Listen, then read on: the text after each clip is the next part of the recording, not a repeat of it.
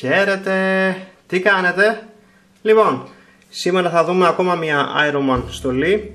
Θα δούμε τον Iron Man Mark 43 από την εταιρεία Comic Cave Studios. Αυτό εδώ είναι το κουτί. Εδώ πέρα θα δούμε τον Iron Man.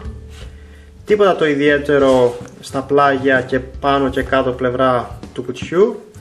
Στην πίσω πλευρά του κουτιού θα δούμε ότι η φιγούρα έχει 75% diecast, έχει LED φώτα, έχει πάνω από 20 σημεία άρθρωσης και ότι μπορούμε να τον πάρουμε οπουδήποτε μαζί μας χάρη στο μικρό αυτό κουτί και ότι ταιριάζει σε κλίμακα με πολλές άλλες φιγούρες. Εδώ το κουτί έχει μαγνητικό πορτάκι και βλέπετε πως ανοίγει το κουτί. Εδώ θα δούμε τη φιγούρα, εδώ θα δούμε τα αξεσουάρ του και εδώ πέρα στη μέση θα δούμε κάποιες οδηγίες. Χαρτί οδηγιών δεν υπάρχει, αλλά σου λέει εδώ το κουτί για περισσότερες πληροφορίες παρακαλούμε επισκεφτείτε το παρακάτω site. Λοιπόν, αυτά με το κουτί. Ας πάμε να δούμε τη φιγούρα από κοντά. Λοιπόν, ας δούμε λίγο πρώτα τα αξεσουάρ του Iron Man. Καταρχήν έρχεται με 4 σετ χεριών. Έρχεται με ένα σετ χεριών στα οποία μπορείς να βάλεις τα εφέ πτήσης. Έρχεται με ένα σετ μισοανοιχτών χεριών. Ένα σετ ανοιχτών χεριών που έχουν πάνω τα repulsors. Και ένα σετ ανοιχτών χεριών με τα repulsors που έχουν διαφορετική κλίση εδώ στην υποδοχή των χεριών.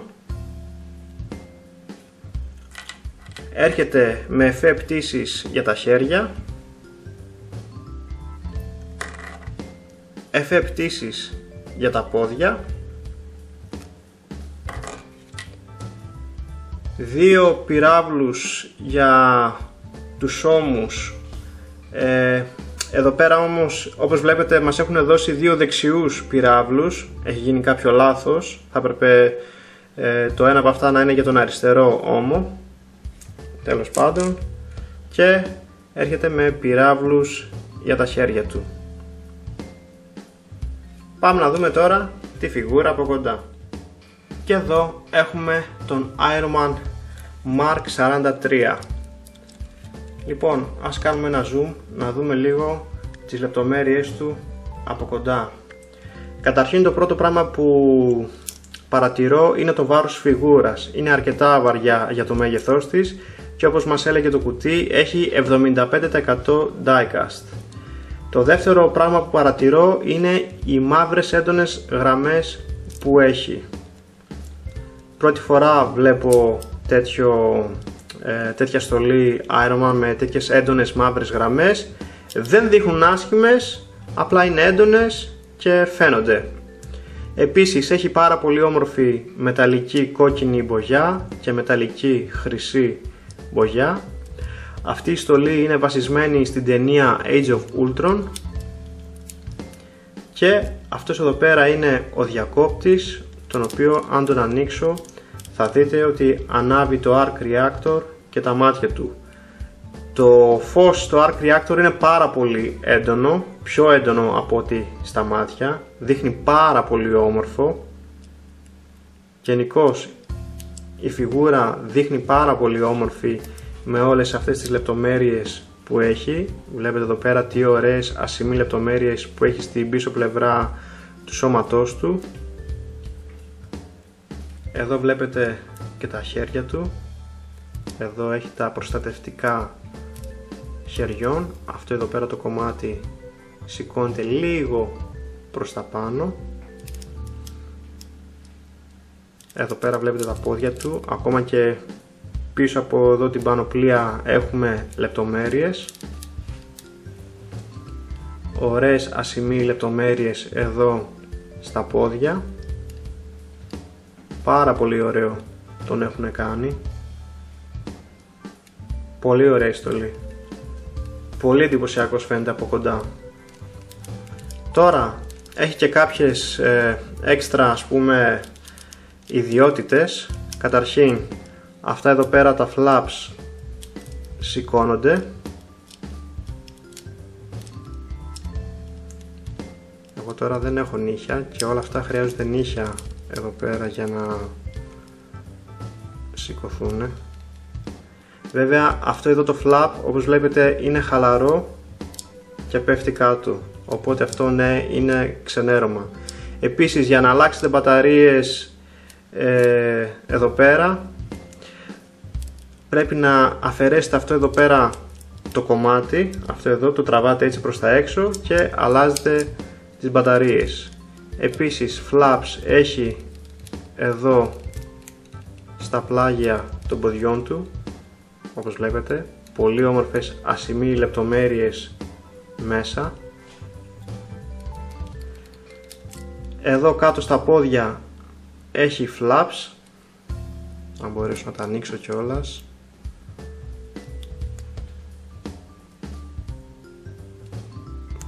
Αλλά καλό μου,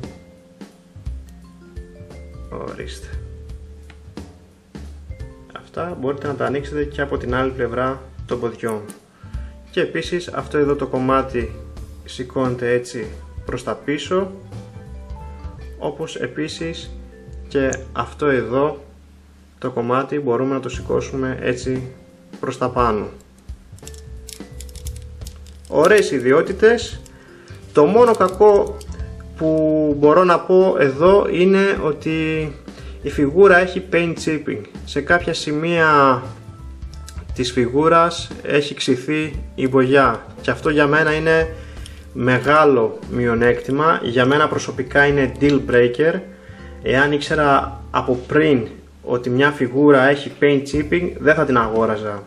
Το ίδιο ισχύει και για τον Masterpiece MP36 Megatron που αγόρασα. Εάν ήξερα από πριν ότι έχει paint chipping, δεν θα τον αγόραζα, θα περίμενα την knock-off έκδοσή του. Για κάποιους είναι deal breaker, για κάποιους άλλους όχι. Για μένα προσωπικά είναι deal breaker. Οπότε κάντε ό,τι νομίζετε. Λοιπόν, ας δούμε τώρα την άρθρωση της φιγούρας. Καταρχήν, το κεφάλι περιστρέφεται 360 μοίρες. Δεν κοιτάζει προς τα πάνω, μεγάλο ξενέρωμα αυτό. Κοιτάζει λίγο προς τα κάτω και στο λαιμό δεν έχουμε καθόλου άρθρωση. Εδώ τα προστατευτικά ώμου είναι σε σφαιρική άρθρωση, οπότε περιστρέφονται 360 μοίρες και πηγαίνουν πάνω κάτω. Το χέρι εδώ έχει μια ωραία κυκλική άρθρωση και επίσης το χέρι μπορούμε να το τραβήξουμε, να το προεκτείνουμε λίγο ακόμα, έτσι ώστε να μπορέσουμε να φέρουμε το χέρι προς τα πάνω.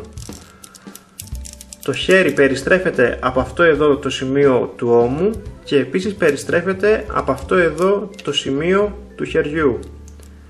Έχουμε διπλό σύνδεσμο εδώ στον αγκώνα και όπως βλέπετε δεν χαλάει το σκάλπ του αγκώνα.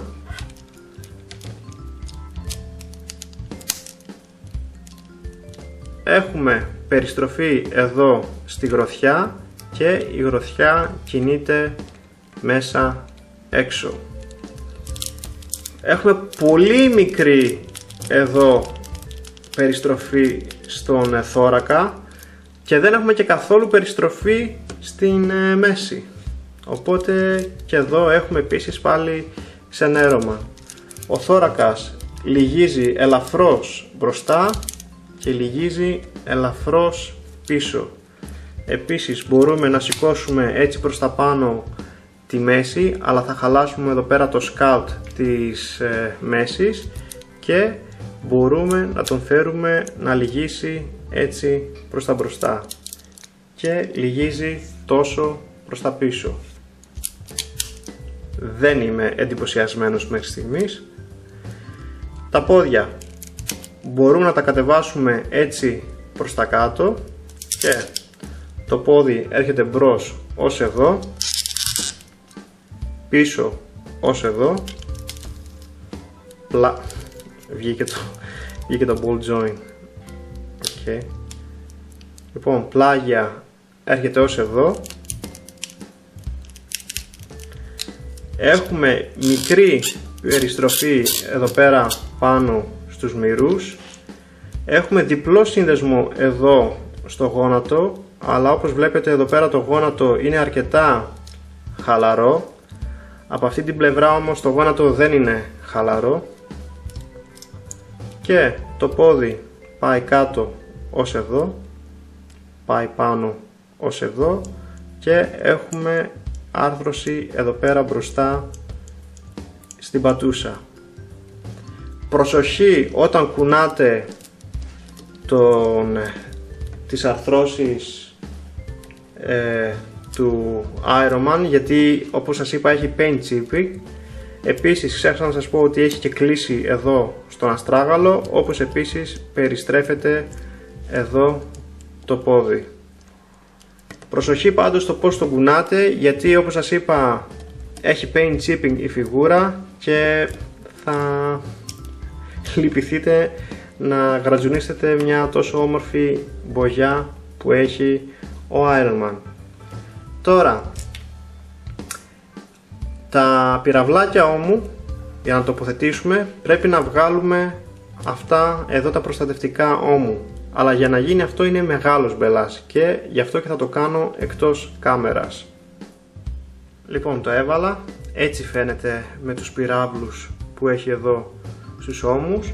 Τώρα το πυραυλάκι, για να το βάλουμε στο χέρι, θα πρέπει να αφαιρέσουμε αυτό εδώ το κομμάτι και θα βάλουμε πρώτα την μπροστινή πλευρά αυτού του κομματιού και αυτό εδώ το peg θα έρθει να μπει σε αυτήν εδώ πέρα την τρύπα.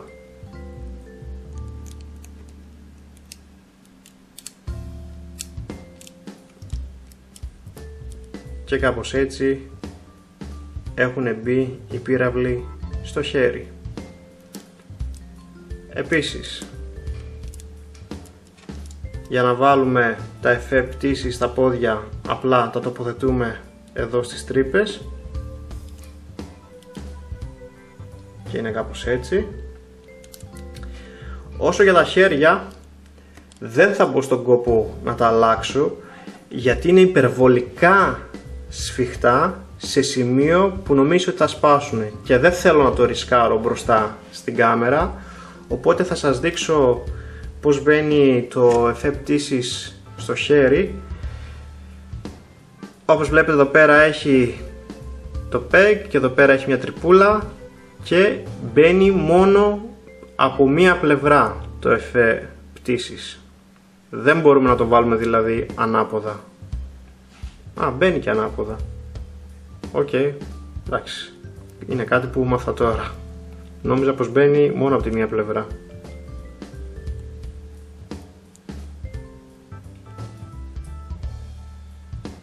Για να δω. Ορίστε.